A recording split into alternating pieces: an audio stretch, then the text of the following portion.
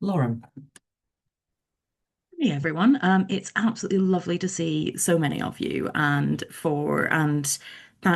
first of all I wanted to say a huge thanks to Claire and the team at Pride in Leadership for inviting me to talk to all of you what feels like about a year ago at this point. I think it was probably just as I left Mermaids, but a lot's happened in the last 9 months. So I wanted to say a huge thank you to Claire and the team for inviting me. Um, I'm Lauren. My pronouns are she, her. I've been a charity leader for the last decade, having basically got into leadership in charities entirely by accident. These days, I'm, depending on the day of the week, a professional queer, a professional interim, or if you're my wife, a professional untangler of things. I particularly specialize in working with organizations to manage the challenges that they are experiencing, to look at their governance, their structures, or really anything where they go, we think we've got some cans of worms, but we're not sure what they are. I'm going to apologise now for the fact that I am in my new office today, on the South Coast, and I completely forgot that my new office was white. So for some of you, I might be appearing as a floating head. So apologies for that. It's amazing to see so many LGBT leaders, aspiring leaders, and allies today, and some very friendly faces that I recognise from my time at Mermaids, before and after. So it's lovely to see so many folks. In terms of expectations, I don't have a slide deck today. This is very much a candid conversation rather than a polished keynote. I decided that slides would just mean that I would be distracted by trying to click through them, and you wouldn't be able to see my face or really hear from me. As Claire says, I'm really open to questions as we go. Claire's gonna I'm gonna pause for breath at various points, and make sure that we can go through people's questions. Claire's going to highlight Claire's going to highlight things as we go.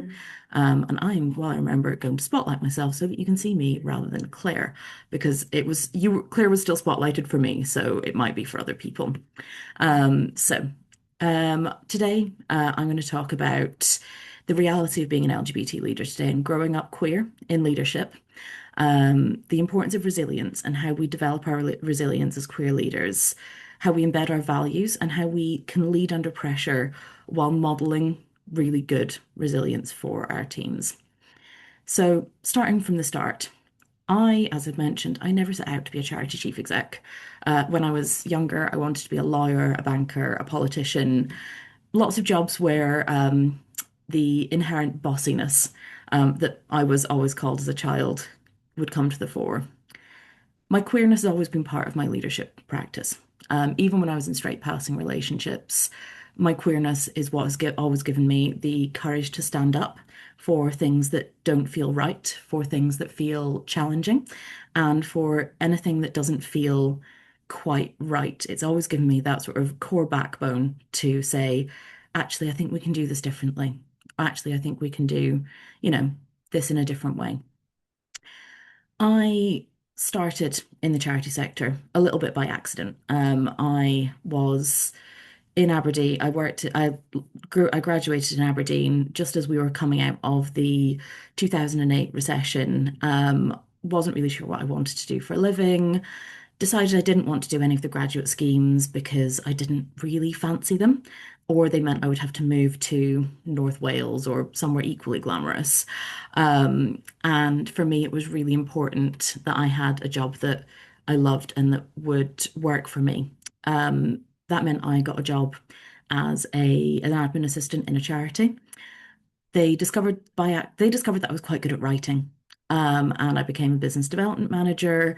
As many of you will remember from your early days in the sector or your early days in charities or other roles, I basically took over that role and really made it my own. I think we submitted 10,000 words a week for 2.5 years and grew an organization by 20% in a year, which was phenomenal. It was also incredibly tiring.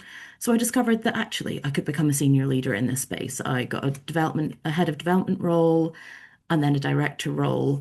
And then as the world started to step out of lockdowns in 2021, I saw lots and lots of charity chief execs retiring or resigning or just moving out of the sector because the world had become an awful lot for them. I therefore took the opportunity and applied for a chief exec role in a regional sexual violence charity in Derbyshire, which was sort of where we wanted to live, sort of where I wanted to work, and in a sector that felt like I might want to work there. Looking back, I definitely didn't know everything. And I probably do almost everything differently. The thing I probably do differently most is asking far more searching questions about what an organisation meant by being trans inclusive in a sector which is known to have very polarised and very politicised views around trans inclusion.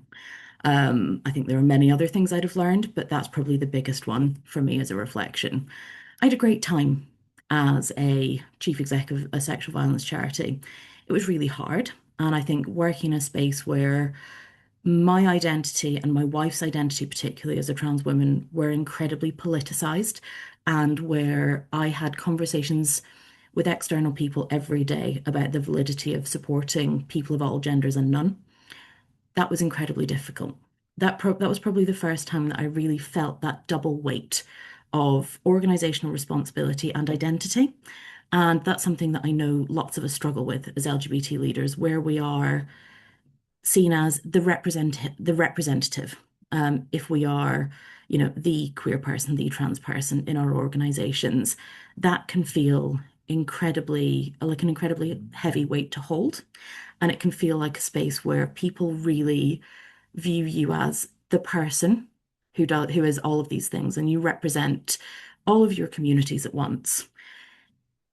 There's this added challenge that is sometimes that for many of us, particularly aspiring leaders, feel, which is where we are something and something else, and we are the representative of all of those things. So I was queer and young and female in a space where many of the leaders were older, were women who really disagreed with the concept of queerness, who were men. I think there was this whole space of it being a really challenging context to work in, and the added challenge of being and is can sometimes be a triple-edged sword, a triple crown, or a way for us to really lean into our identities and our resilience. So my first chief exec jobs were in organizations that had nothing to do with my identity. They had nothing to do with the way that I work. They had nothing to do with who I am. And I found that quite difficult. I found that quite a challenge. And I think that for me, that space of saying, this is me, and that not being respected, that not being something that people really engaged in was really difficult. So I moved on from SV2. I had done the work that I needed to do. I'd prepared the organization for huge change, and the opportunity at Mermaids came up. And I actually found out about the opportunity at Mermaids through one of the queer trustee networks. Arlo, who was at that point one of our trustees, shared, oh, at Mermaids, we're looking for a new chief exec. They need to be able to start really quickly. We're going through some challenges.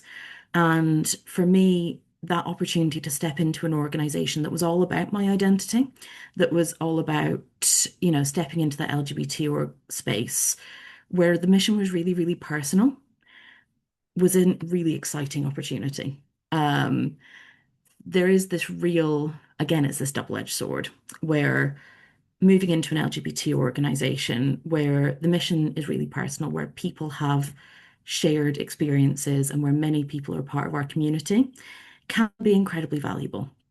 It can be incredibly affirming for us, but it can also make modeling resilience much harder. It can make that piece where you feel that you have to give all of yourself into this role because your identity is so aligned with the work that the organization is doing can be really tricky. And managing that in yourself and in your team can be incredibly tricky. So that's one of the things that I'm really going to talk about today.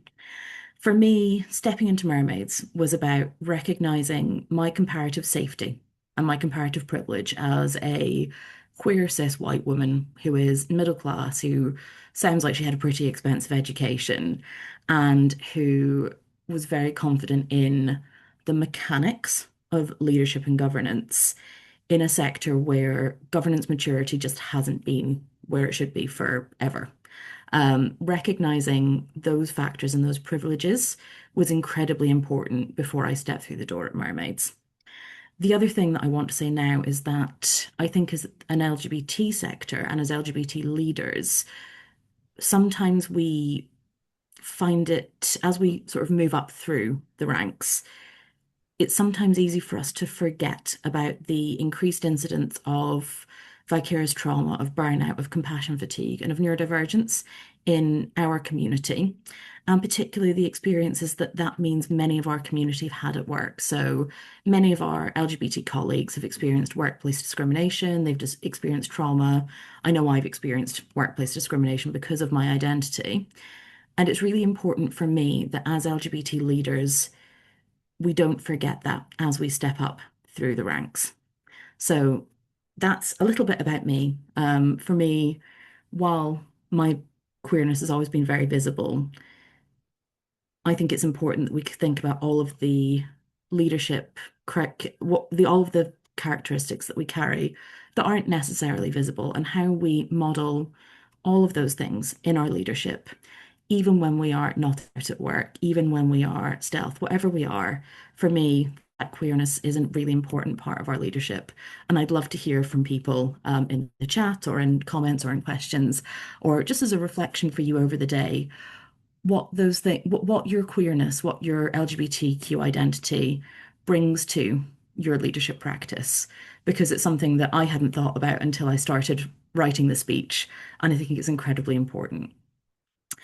So I think lots of you have probably come to this chat because you want to hear about mermaids, about the role that I played at Mermaids, and about our experiences under statutory inquiry. I know it's something that often isn't talked about in the charity sector, and it's talked about in hushed tones and behind closed doors. And for me, it's really important that we start to open those doors and make these things less scary. So I stepped into Mermaids on the 14th of December, 2022.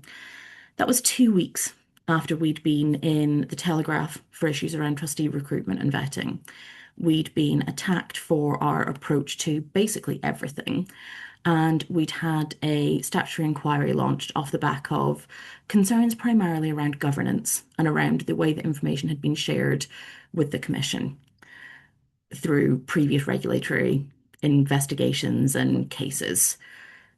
That meant that we had also, and it's really important that between being appointed and starting, I think it was about 2 weeks, we'd also had a really critical EDI report leaked to the press, again to the Telegraph, which had really challenged our approach as an organisation, and had really challenged what we thought to be real strengths, mostly in how trans inclusive we were as an employer and how we supported younger and trans staff. It identified a huge range of challenges, particularly around the lack of trans people in leadership roles at Mermaids, and the fact that we had far higher turnover of trans, disabled, and younger employees than in any other category. This is something that we know is common across the workplace. It's something that shouldn't have been the case at Mermaids. How many staff That were there, meant Lauren? Just to so jump we in. had, when I started, we had just over 40 staff.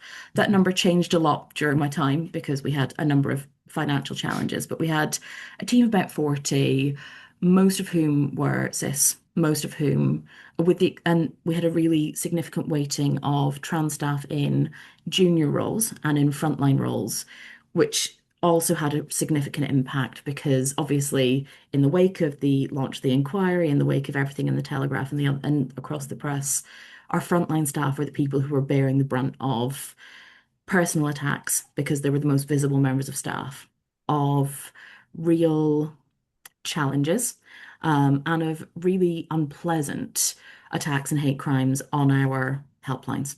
So we took the decision to take our volunteers off of our helpline and to actually close our helpline for a week or two while we came up with new processes to support and protect them. So we worked with Gallup. We reported something like 10 or 12 hate crimes in the space of the 2 weeks before I started, because the organization was at that sort of boiling point, pressure cooker point, and it felt like and people felt entitled to call an organization and call mostly young, mostly trans frontline staffers terrible names and pedophiles and child abusers and everything, all of the terrible things you can imagine under the sun. People received direct threats. It was pretty terrible. I didn't take this role because I thought it was going to be easy. I took this role because I thought it was going to be really important. I have a huge personal connection to mermaids. My wife repeatedly told me not to take the job just because mermaids was important to her as a trans young person. That absolutely had an impact. Of course, that had an impact. But I took this role because I thought that the skills I'd gained in governance, in leadership, in managing crisis in other organizations in other completely different sectors would enable me to lead this organization through what at that point we were told would be maybe a 6 to 9 month inquiry. Spoiler, took nearly 2 years. In terms of what I actually walked into, it was really challenging. I think I walked into a team who did not feel they had trust in their leadership. They didn't feel they had trust in their trustees. Everyone felt very fearful. We had something like 10% of the staff resigned between the end of November and the end of January. Most of those staff were trans people who just did not feel that they could continue to work in the space where their identity was politicized along with their work every single day. People often say, "Oh, was everything really terrible when you arrived at Mermaids?" And no, it wasn't. It was a fantastic charity doing fantastic work who, like so many other organizations, whether they are charities, whether they are businesses, whether they are kicks, had grown incredibly fast. So I think people forget that Mermaids had grown from a standing start in 10 years. So when I joined the organization, we had grown 3,000% in 10 years. That meant that we'd grown ahead of our policies and our governance and our approaches. But we had a team who were incredibly passionate, who were incredibly good at their jobs, and who also just needed that support, that structure, that guidance to make the organization a really phenomenal one. Alongside that really sort of passionate team, as an organization, we had made not strategic, but tactical decisions to really embed a fundraising engine that was based on inverse giving, that was based on notoriety, and that was based on having a huge platform. So we had a platform of access to a platform of an audience of over 250,000 when we were on Twitter. We generated income every time J.K. Rowling said something bad about trans kids. We generated income every time there was a terrible story in the press or every time a trans person died. That's the fact of the way that we had worked historically. We hadn't courted that approach, but it was something that was a huge part of our approach to work. And I think for charity people on this call, the fact that 50% of our income was unrestricted income from individual givers, that's not from philanthropists, that's not from major giving. 50% of our income came from people like you or I putting their hand in their pocket every month to give mermaids a little bit of cash. That's over £1 million a year. Any other charity I've ever worked in would give their eye teeth for a fundraising engine like that. But we had to look at how we did that, and we had to look at how we stewarded those people in a way that meant that people could really engage, and we could start to shift the focus away from inverse giving towards celebrating trans joy, celebrating trans pride, celebrating trans lives, rather than engaging on the negative. In terms of the human side of inheriting an organization under this huge pressure, I talked about the level of resignations we had. People were burned out, people were fearful. The first thing that my head of comms said to me, and Carrie is an amazing human who has since gone on to do great things with NCVO and with a bunch of other organizations and is part of Proud Changemakers, was, can we just stop? Can we just stop responding to every query that we receive from the press about anything trans related? Can we just focus on the things that matter to trans young people? And I said, of course we can. And that was, I think, the biggest decision that I made in that organization that I made maybe 2 weeks in. And I said, yeah, we can absolutely stop that. We can absolutely change the way that we do this. Let's talk with young people. Let's talk with our audiences about what they want to see. And it meant that we could change that approach. We could stop reacting and we could start being really proactive about the ways that we wanted to work and the people that we wanted to speak to and the audiences that we wanted to engage with. And that was phenomenal because it just meant it meant that our my team actually went, okay, you're going to do what you say you're going to do. I promised, and I promise every organization I go into that I wouldn't tell them lies, that I would be as transparent as I could be, but that I would respect people's confidentiality. In fact, I had that conversation with a new team yesterday. People saying, people in situations where you come as an interim feel very scared. They feel that you're going to come in and change everything for the sake of it. What I always promise staff and what I promise my leaders is that I will listen to them. I will act where I need to, but that I will give them the autonomy to do the work that they need to do. That probably brings us on. I'm just going to pause briefly. If anyone's got any questions, please do shout. There seems to be some stuff in the chat, but I'm hoping that's We've not questions for we've me. got a couple of questions for you, Lauren, but I Lovely. think that we Yep. should save them. I feel like you'll get round Excellent. to broader I questions. think I will probably get round to And those. I've just had a look. I said I yeah, wasn't going to because I get like a meerkat. But I will have a little look. I've had a wee look. I'm not too, and I will come on to most of those already, actually. yeah. I feel like we're Um, sort of honed in now on the mermaid we story, absolutely so we are. shouldn't zoom out So, to zoom back in. So absolutely. but So, please ask your questions about mermaids and all this stuff that Lauren's please talking do. about as she's talking. Absolutely. And the ones, that are related to other things, I'll just put in the Mm, car park until later. fabulous. Great.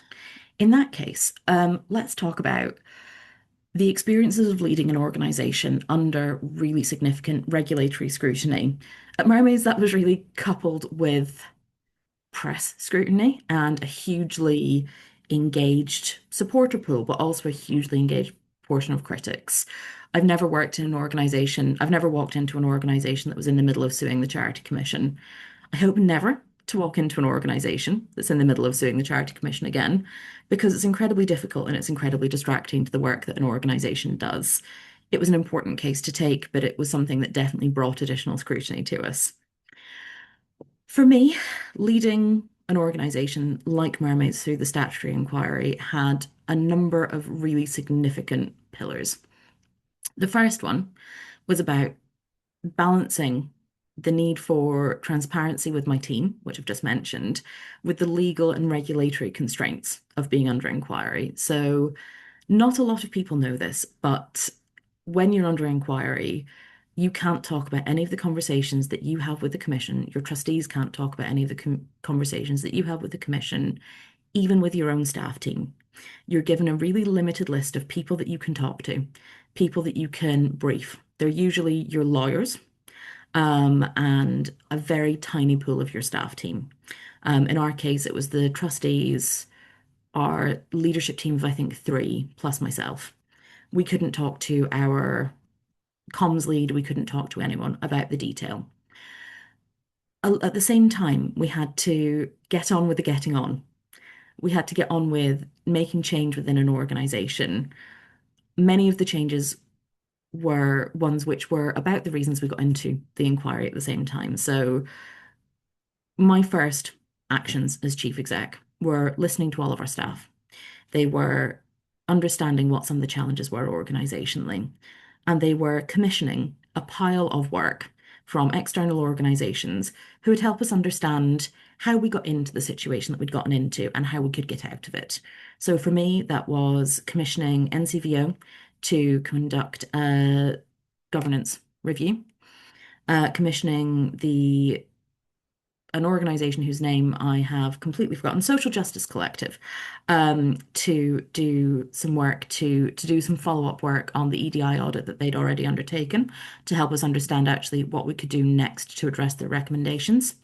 And it was working with our trustees and our staff team to really establish a set of strategic priorities for the next year that would enable us to go, okay, how do we go from where we are today to becoming a really strong, really capable organization with really deep, broad foundations.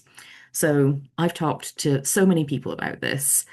Organizational foundations are the absolute bedrock of keeping your organization out of trouble and getting it out of trouble once it gets into it. That's the really unsexy side of organizational design and delivery and of leadership. We don't think about policies and procedures until they break. We don't think about what our governance looks like until it isn't working the way that we'd like it to. We don't think about those really deeply boring bits that I absolutely love. They're why I'm a leader. I'm really good at the boring until they break and they're not working anymore. So for me, the first step was really strengthening those foundations while we built a strategy that actually had the voices of young people at the center of the work that we did, while we did these reviews and worked out what we needed to change in our governance, in our approach to EDI, while we built a really intentional culture within the organization. And for me, all of those things meant that we had to do all of those things and deliver all of that change while a tiny pool of directors were aware of what was going on and the conversations we were having with the commission and the frustrations of dealing with the commission. So, for anyone who's not ever dealt with the Charity Commission, they are woefully underfunded. They are, they have huge caseloads and they are therefore not terribly quick. So we were told we were under inquiry in the December. Our first meeting with the Commission wasn't till May of 2023, and we were told it would be done by Christmas. That meant that we had what we felt was a really, really clear set of timeframes. We knew what we were expecting, we knew what we were doing, and we had a plan. Obviously, with any statutory body, they can't be held to those dates, they can't be held to those times. So we were told, oh, it will all be done by Christmas. And we were told that through multiple meetings, multiple approaches. And then we started to see deadlines slip. We started to, we had very clear deadlines. So if you're ever involved in a regulatory process, you'll know that you are given a set of deadlines and you absolutely can't change that. So we provided something like 5,000 documents in the space of 2 weeks. It then took the Commission 7 months to get through that.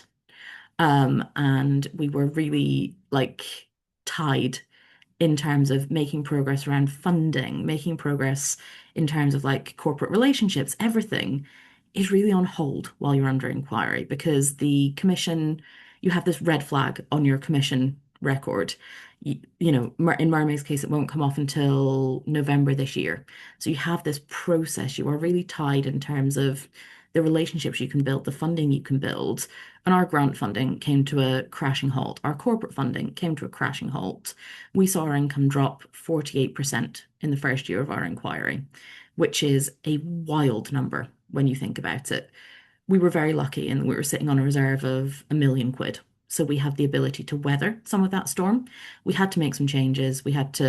And the fact that we had to make those changes because of the inquiry and because of how long the inquiry took is something that was incredibly difficult. So for me, that piece where you are working often alone or with a really tiny team, you can't provide clarity to your staff team. You desperately want to provide transparency. All you can say is, we met with them. We've got another meeting with them in a few months. Or we met with them. We're not sure what the next steps are.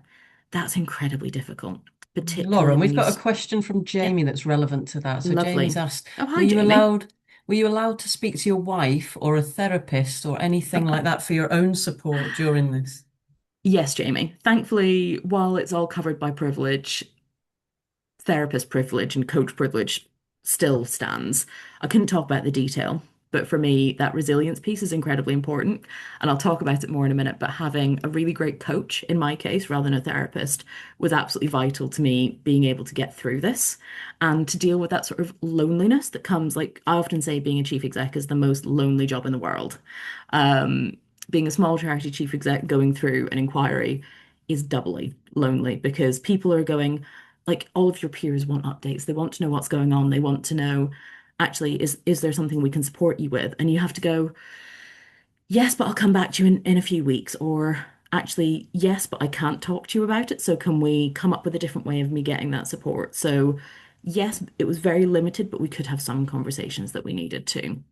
Um, the thing that I found most frustrating, actually, we got our draft report in, I think it was May 2024. We were told, oh, it'll be published before the summer. Oh, it'll be published before the summer because of the processes that it has to go through. So it has to be in everyone who's named or everyone who's implicated in any judgments that they make. So we got the report in May. We knew they were making no requirements, and the recommendations they were making were all things that we'd already done. All of the regulatory advice they provided were all things that we could go, yep, actually already done.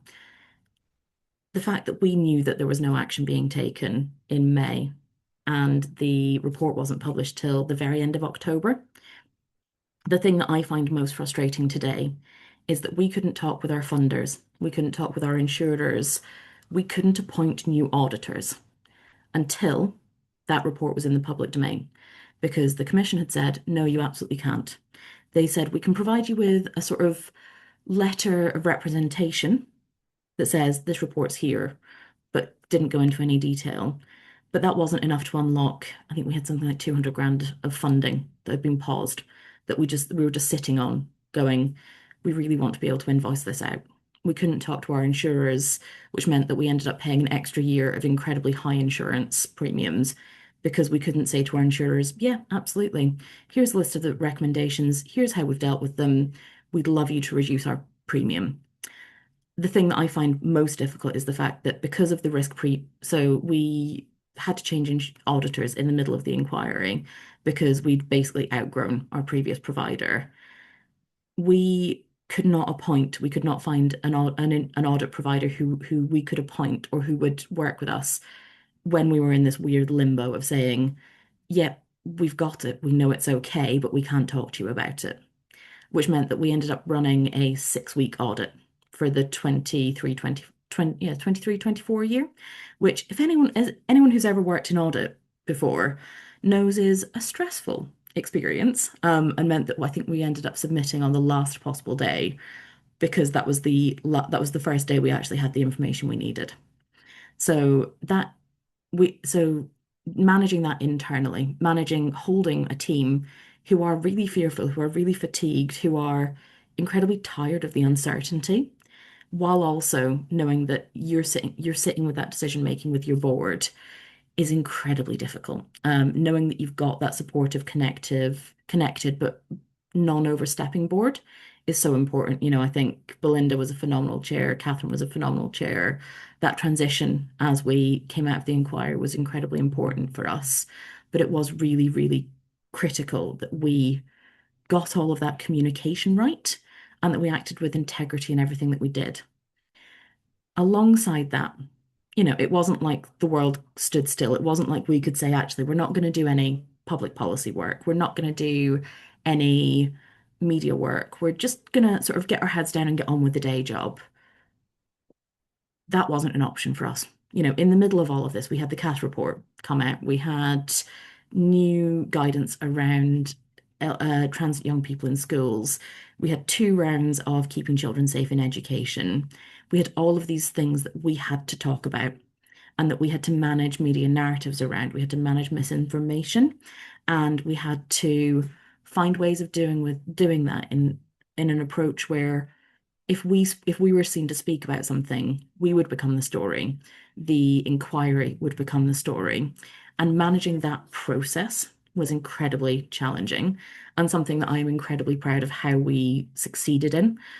Some of that was about the fact that, for us, we spoke to the young people that we work with in early 2023.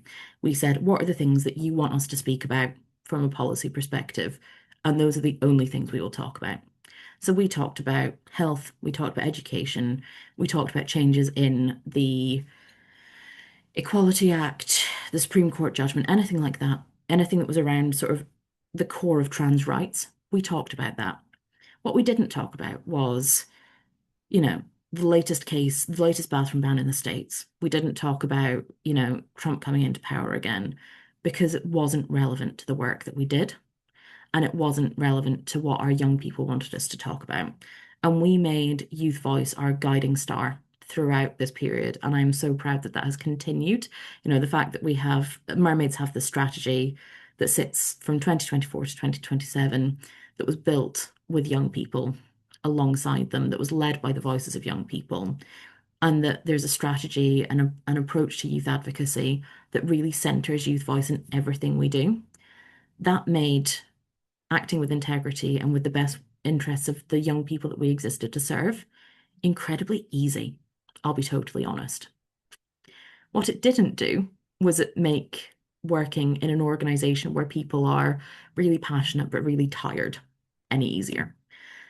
That came down to really robust decision making. That came down to being able to explain the why. I think I've talked a lot to podcasts here, there, and everywhere about the challenges in leading very young organizations, both in terms of people's experience in the charity sector, people's experience of leadership, and people's experience just at work. Um, Organizations are changing, charities are really changing, and the people who work in charities are changing. And there is an expectation that everything will be very transparent, which is great. We also have a far more activist core to our staff teams than we maybe have previously. And that ability to communicate very clearly why we're making a decision that might not be in line with everyone's personal values, but it is what we're doing as an organization. That was a skill that I had to develop quite quickly because there was but why aren't we speaking up about XYZ? Palestine was a really good example. What's happening in Gaza? Why aren't we speaking up about Trump? And the reason for that was that it wasn't what young people said we should be talking about. And that made that really easy. That also meant that we could start talking about passion versus compassion organizationally. One of Mermaid's values is compassion. And I'm incredibly proud that we came up with that because we came up with a whole staff day where we talked about the difference between passion and compassion and the fact that many of us in the charity sector, many of us as LGBT leaders are really passionate about the work that we do and really passionate about the intersection with our own identities. But that sometimes means that we find it really difficult to hold boundaries. We find it really difficult to say no. And we find it really, really difficult to go, actually, I can't. I need to step away. I need to do something different, which means that we have that vicious cycle of burnout and vicarious trauma and stepping away completely from sectors rather than taking a breath and stepping back for a little while. So, compassion for us was about recognizing our compassion for ourselves, for our colleagues, for everyone in our organization, and for everyone that we existed to serve. And that was incredibly important for me. Um, the other thing that I want to talk about in terms of acting with integrity in this space and that sort of whole process is that sometimes the noise around mermaids was incredibly loud. When you have Maya Forstater talking about how terrible it is that you still exist as a charity, when you have people crowing about a reduction in your income because they've read your annual report, when you have people calling you child mutilators, that noise is incredibly loud. And sometimes that makes it very easy to step away from the purpose, from the work that we do, and from the why of what we do. And for me, having that guiding star of youth voice and having that personal guiding star of doing the right thing, even when it's really bloomin' difficult, was incredibly important. And that, for me, is that piece about sometimes, and I think this is another piece where I'd love you all to reflect over the next couple of days. Sometimes we have to choose between short-term comfort and long-term integrity. And for me, I'm really proud of most things that I've done. There's loads of things that I change, and the value of hindsight is very, very 2020. But for me, I'm really proud that nothing I've done has compromised that long-term integrity, even if it meant it was really difficult sometimes. The last thing I'm going to talk about today, and then I'll stop for some questions, is resilience.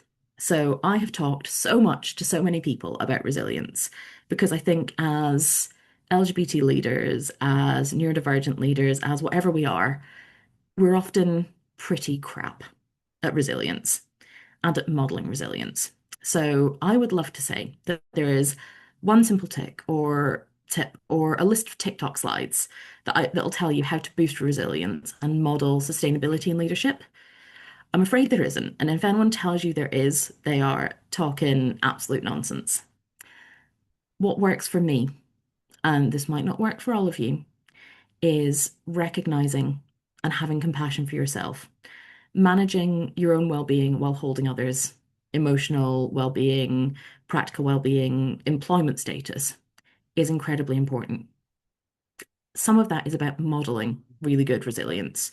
That's about saying, that's about the really simple stuff from remembering that the schedule send button is always your friend because nobody needs to see an email from the chief exec or the director of operations or whatever your job title is.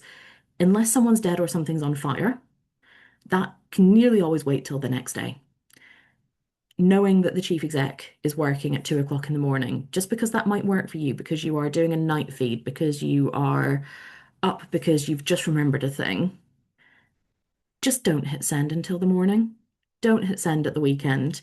Scheduling things so that your emails always go out after 8 o'clock in the morning. Doing things so that you're visibly modeling a good work-life balance is incredibly important for your team. The other thing I would say is you have to build an inner circle of people you trust. Jamie said, was I allowed to speak to my wife or a therapist? I was.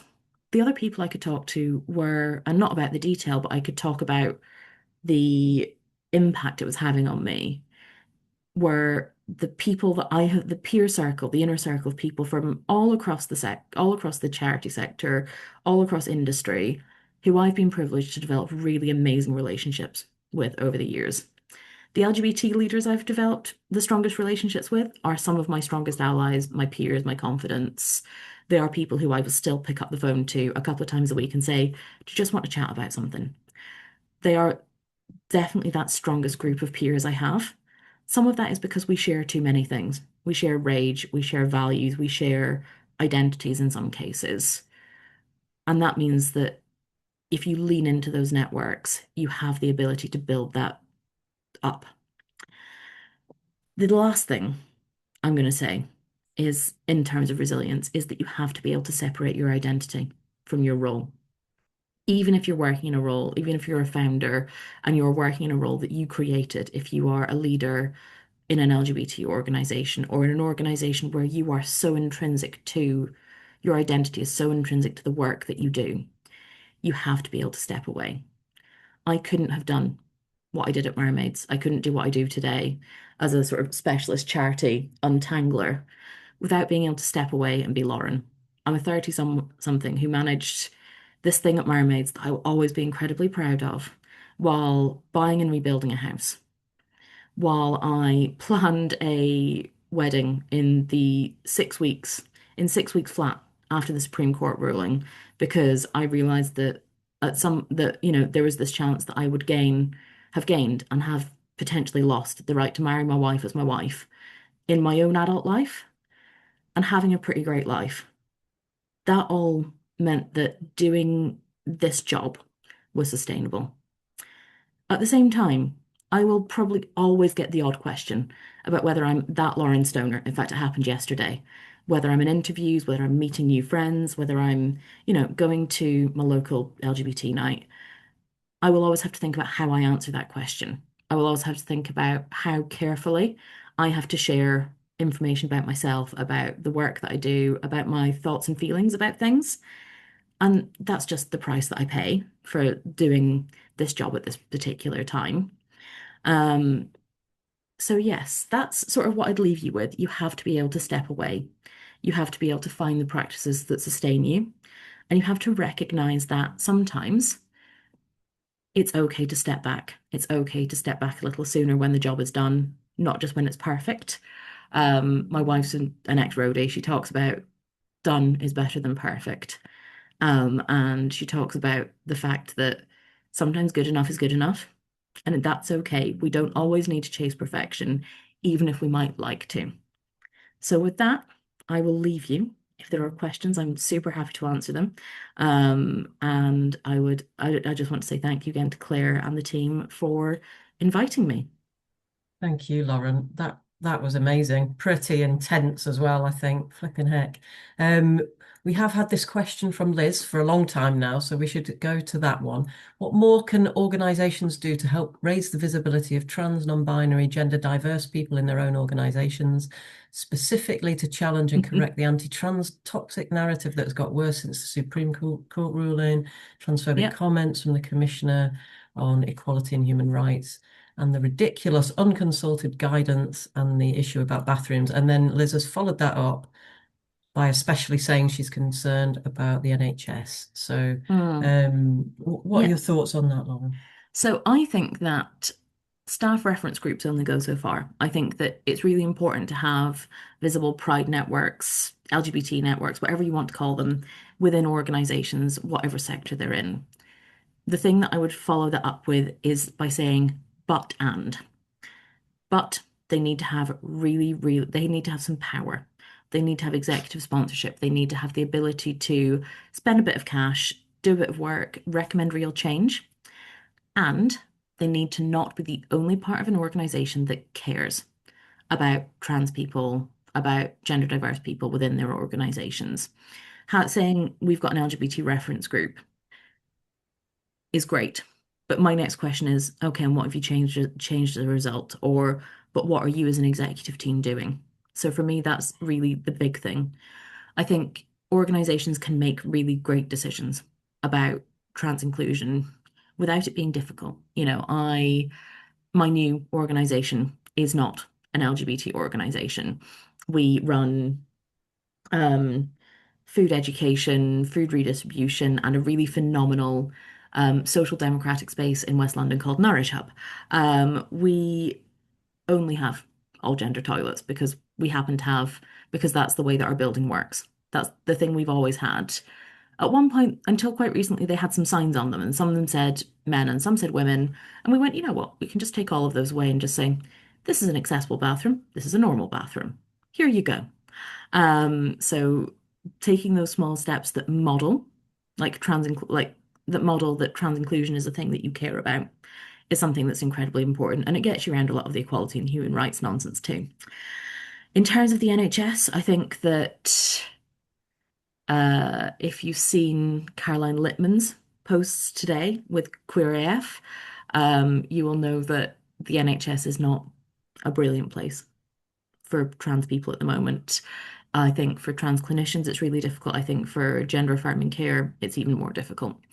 And I think that transphobic behavior and language is something that we are going to have to continue to campaign against, something that we are going to have to continue to work through because so much of the guidance is just unworkable practically, let alone being unfair, illegal, incredibly transphobic. So for me, there's no one answer. I think some of it is about campaigning and the power of collective voices. It's also about recognizing that we have been in really difficult positions as a community before. We will be there again. Let's lean into what we know works. Let's lean into collective action. Let's lean into care for each other. And I think as cis allies, we have to stand up and be counted and to speak up for our trans friends, loved ones, colleagues at the moment more than ever, because we should not be making trans voices make all of the noise. Does anybody have anything that they would like to add or any more questions for Lauren? Bryony. Hi, thank you for that. That was amazing. I think what I've been noticing a lot within my own workspace is people going, "Oh no, you need to stop talking about that. It's too political." And what I'm really struggling with is trying to help people see in a non-judgmental way that it's people's lives. You can't make someone's existence political. We know it is. We know there's all the narratives around it. I mean, for example, something really innocuous. I'm in a Teams book club chat, and someone mentioned the incredible J.K. Rowling, and that always sets my spidey senses tingling anyway. And someone said, "What's the controversy?" Like, I know there's things, I don't know what it is. So a couple of us kind of explained how she was funneling money, that kind of thing. And we immediately got hit with that this is a book club chat, stop making it political. So have you got any advice or tips or anecdotes about how to tell that story and get around the no, go away? For me, it's less about it being political. I think that the refugee sector has got this really right. I think the standard, I think the no one is illegal campaign is something that has made a huge impact in the way that lots of people talk and think about issues around illegal and legal migration, legal and illegal migration. I think recognizing that no person should be political, no one's identity should be political, and being able to say that in a really neutral tone. I often people often say, "Oh, but are you really a trans ally?" to me, because I'm not loud. I am not particularly angry or aggressive. I'm very calm and measured in my trans allyship. And that sometimes is really difficult for people because they expect a really like bitey response to something like, oh, you're making this political. And for me, it's just about being calm and saying, actually, I disagree. No person is political. No one's identity is political.